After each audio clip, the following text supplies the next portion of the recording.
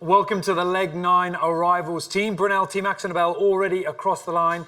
Next, it'll be the turn of Dongfeng Racing and skipper Charles Codrelia. They are about 3.5 nautical miles away from finishing this leg. And Conrad, this is a very important moment for Dongfeng Racing because by our maths, certainly it's not confirmed yet, but it looks like they are going to be our new overall race leader.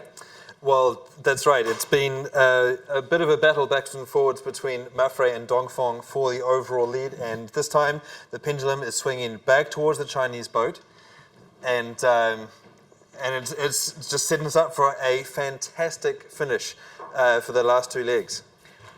And this is bringing to a close an unbelievable leg. Everything was on the cards when the boats left Newport. And now, after 3,400 nautical miles, as Team Brunel finish this leg in first place, take the bonus point for the win, they move up to be real contenders for lifting the Volvo Ocean Race Trophy at the end of this competition in The Hague. Dongfeng Race Team will know that that was a potential. They're out on the water. They don't know whether it was Team Axonabel or Team Brunel that took the win. Charles Codrelia will be crossing his fingers that, well, it would have been Team Axonabel, I'm guessing. That would have worked out better for them. That's right. But now that we know, and we can say that it is Team Brunel that took the lead, when they crossed the Inmarsat finish line, well, it's not going to be good news for the Chinese boat because they're going to be under such pressure that it's not only Mafre now that's chasing them down, now that they have reclaimed the lead, but it is that Dutch boat there as well.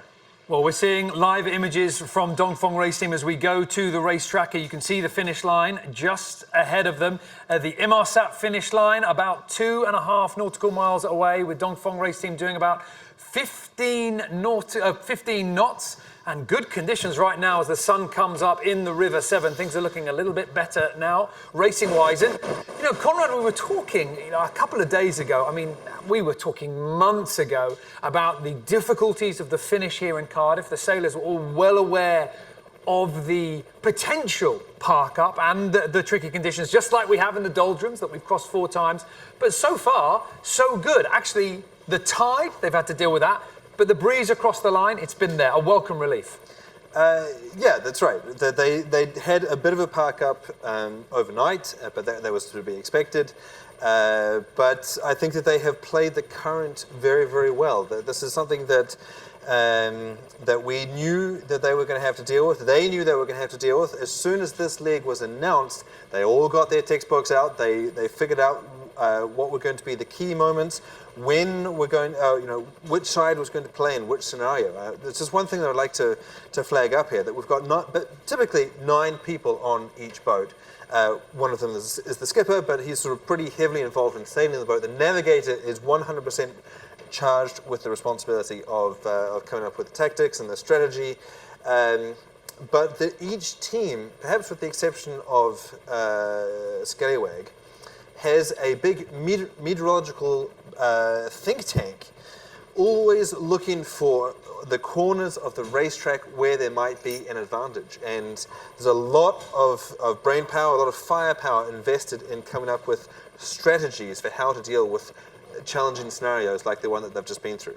And you talk about strategies. Breeze-wise, I couldn't tell you with 100% certainty what the wind is going to do tomorrow, but tide-wise, 4 years from now, we know what the tide's going to be doing. So this has been months in the planning. Absolutely. That there's really no debate about this at all. The way that ocean racing works is it goes from point to point, port to port. And so there've been a couple of commentators over the past couple of months who have been suggesting that maybe there should be an offshore finish line, or that's not fair. But the reality is, ocean racing draws its history from the clipper ships that used to sail around the world carrying cargo from point to point. And the only time that the race was over was when they were unloaded in the middle of the central city and their goods had made it to the marketplace.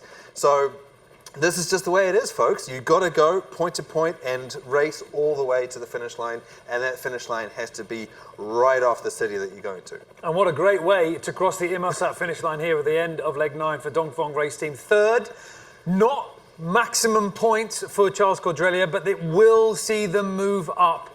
As long as Mafre doesn't do something shocking in the last few miles, it will see Dongfeng Racing being our new overall race leader, and full power. Lovely bit of sailing right now. The breeze is absolutely perfect out there.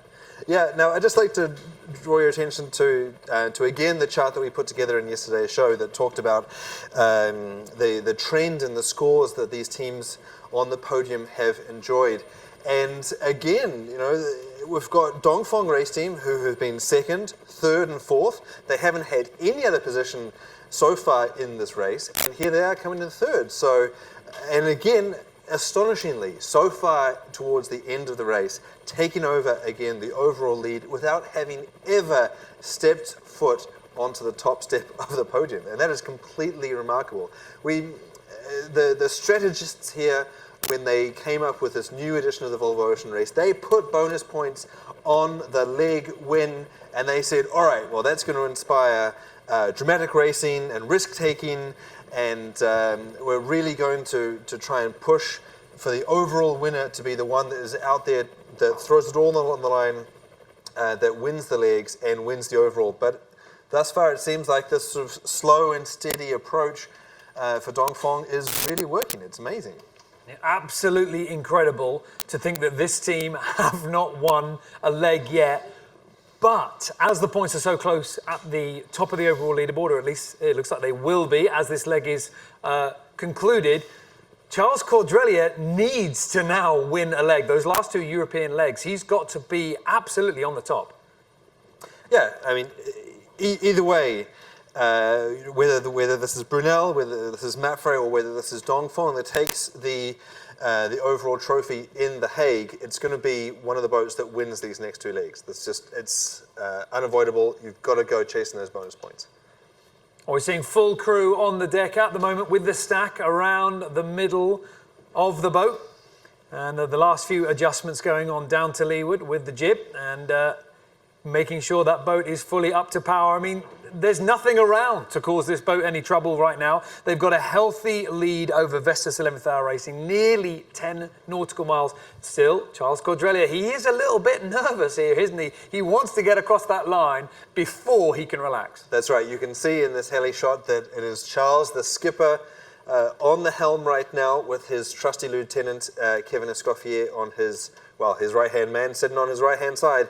As they charged down the last couple of miles towards the finish line. And yeah, we've seen the tension mount all the way through this leg, all the way through the race, as particularly Charles Cordrelia, sort of with his sort of Gallic passion and emotion, feeling the pressure of the situation settling on his shoulders. That there are a lot of scenarios that are going to affect this boat that are frankly outside of their hands. That it all comes down to the way that the rest of the fleet shuffles around as to which points they're going to pick up as we close down towards the finish. It's unbelievable to think that we've got 3 boats that are incredibly close coming into the finish here. We've got Dongfeng Race Team about to cross the finish line, but the points unbelievably have really drawn up, and it is all thanks to this boat here. Team Brunel coming into the dock in Cardiff, and Bauer Becking from winning leg 9 is now only 3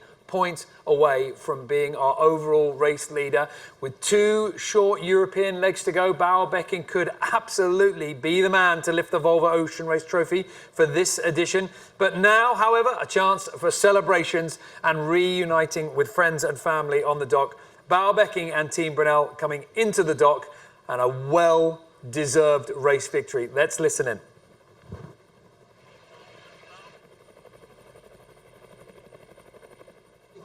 But I rap to the beat just the same. I got a little face and a pair of rhyme on. All I'm here to do, ladies, is hypnotize. I sing it on and on and on and on and on. The beat don't stop until the break of dawn. I sing it on and on and on and on and on. Like a hot butter, the pop, the pop, the pop, the pop, the pop.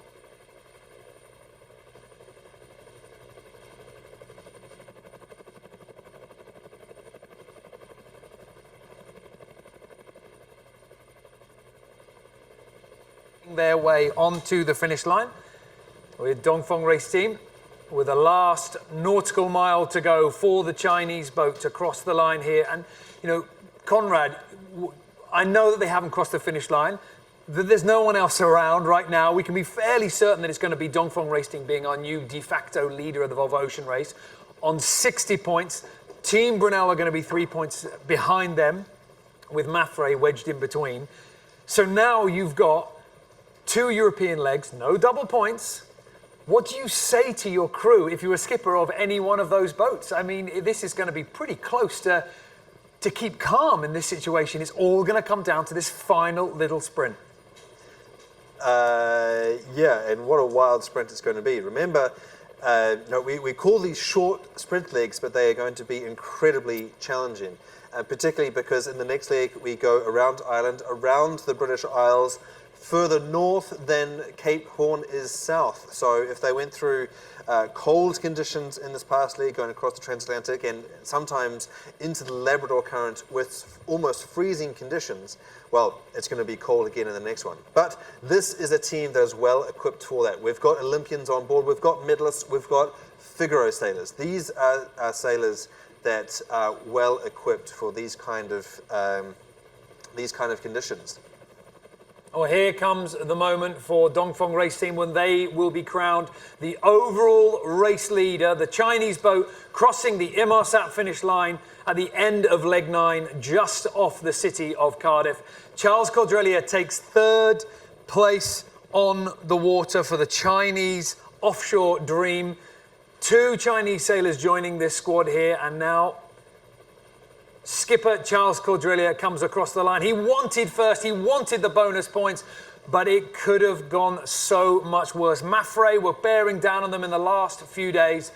But Charles Cordrelia takes 3rd place, moves into the top spot, but far too close for comfort with the Spanish boat and Team Brunel just a few points behind.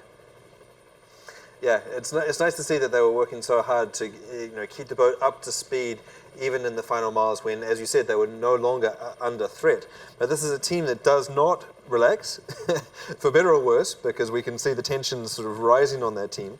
But they don't know how to sail slowly either. And so I think that this is really the mark of a champion, is the team that never, ever, ever lets down their guard. And it could be a question of inertia, of concentration, but the idea of a race team out on the water is once you are racing, you never, ever, ever relax. You don't go into delivery mode, and nothing is ever certain until you cross that Inmarsat line. And we're talking a little bit, you were mentioning a nervous team. I mean, you can contrast the personality of this team with Mafre. I mean, this boat wears their heart on their sleeve. Charles Cordrelia is a skipper. We've seen him before, really letting it out there about how he's feeling at those moments, whereas Mafre seems so much more controlled. 2 boats, very different approaches, both seem to work in their own way. We'll see, because at the moment Mafre is on the downward slide at the moment. That they, with the exception of their win in the last one, they have been struggling as the race has progressed. But Niall, it's interesting that you say that about Charles, because also we've seen other skippers have such a different personality as well. That we've got Bauer Becking, who is completely unflappable. As we saw when he crossed the line, and when we congratulated him, he was like, "Oh, it's okay. We're happy. It's good. It's normal." It's fascinating because an ocean racing sailor, let alone a skipper, has to have very well-defined qualities. You need to be a fast sailor, a fast trimmer. You need to be mentally and physically resilient. You need to bring so many different tools to bear, and so it's remarkable that there are so many different personalities that can really flourish in one of the most challenging arenas for sports in the world. And give us a little bit of an insight here into Charles Cordrelia and his head. As a skipper, you've been out there solo on the oceans. Now here in the Volvo Ocean Race, a team sport, a leg style round the world race. Charles Cordrelia just be finished. I mean, at this point, are you going, ooh, 3rd place, that's some good points on the board? Or are you just thinking, oh God, I've got 2 more legs to go and the points are incredibly close? it's a tough call, particularly knowing Charles. Because I said earlier that maybe they would be feeling pretty happy about this, they're back on the top step of the podium. But with that, there's a lot of pressure as well. And this is an incredibly competitive team that they've just got to win. And I think that if they can get their maiden win, if they can get those bonus points and get a little bit of daylight between them and the chasing boats behind, then finally they can relax. But I'm certainly sympathetic to the idea of putting out great performances and feeling, frankly, pissed off about it because it's just not quite good enough. They're not measuring up to their own personal standards, even though they are now the top dog in the race. And we did see that from Charles Cordrelier just in the last 20 hours or so. They put out a boat feed that was really quite remarkable. And this is something that's also a little bit unique about this edition of the Volvo Ocean Race. We've got the raw feed coming off the boat. I mean, the inside view. I mean, credit to the sailors. They have the onboard reported there, recording all those moments. But just have a little look at this. A few hours away from the finish line. And Charles Cordrelier, the skipper, being very nervous about what's at stake. I'm very afraid to have no wind.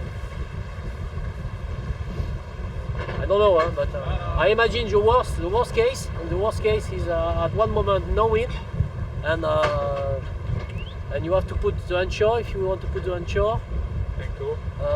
And I want to be much close as possible to the coast before we tax this header. Not to be obliged to do a port with a tide like that strong and we manage nothing. Grant is against us.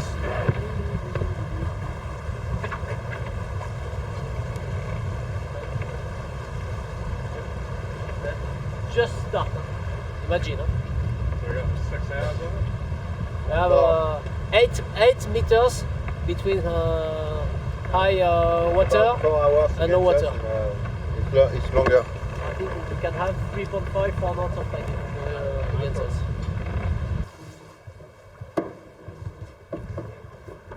Fin de temps. Axel and Brunel got 20 knots. 20 knots?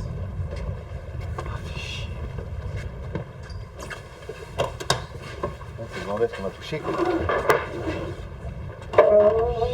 c'est pas possible.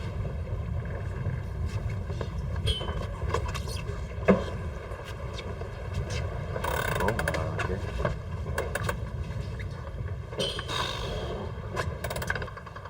Et ils avancent, hein? Bah, dans le devant, Ils ont 20 nœuds devant? Je te dirais, il y a une heure, on avait 17 nœuds. How far are they? 18 miles, 20 knots of wind. So, It's 70.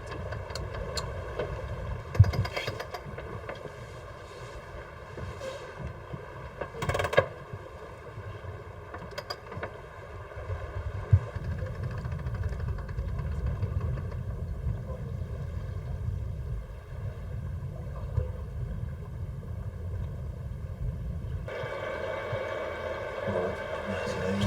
Ça ne saurait pas toujours. It's faster than us, anyway. Allez, come on. We need some wind. It's coming up? No? Yep. No, I mean, the wind is coming up. Yeah, it's coming up. It's not. Putain, it's not possible. C'est dégueulasse, c'est que les mecs derrière ils voient le classement, c'est facile pour eux. It's not ideal. I don't know if that's a temporary thing. It might just be a rain cloud, or it could be anything. But if they've got the good breeze, then there's not going to be much catching them. But it's not over yet. Hopefully, we get out of this light patch soon, and then see what happens to them. So I think Vestas is definitely a boat that we need to watch out for. The next boat in line is Mapfre, obviously quite important for us. What happens with them or what they do. They're currently over 80 miles behind. Brunel is far away, far. That's a good advantage, but it's not finished. Normally the wind is going to drop and then it will be in a Brunel will be But I don't know, you think? second overall. Huh? Brunel will be second overall. Only 3 points behind. We have to stay ahead of Mapfre. Huh? Huh? We have to stay ahead of Mapfre. Mapfre is going to try something. He's black as us. I lost 2 Figaro in this kind of bay. Arriving a leader and finishing 25. Lost 3 hours. Leading the race. Finished 3 hours after the leader. I was. What are we going to do differently? I said nothing to Pascal. I said no. Dingle. Each time I went to Dingle, I lost so much. Now we catch some wind, no? It's good. Allez.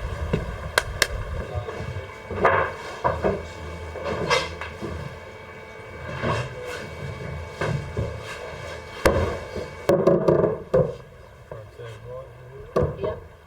Just easing to your help you.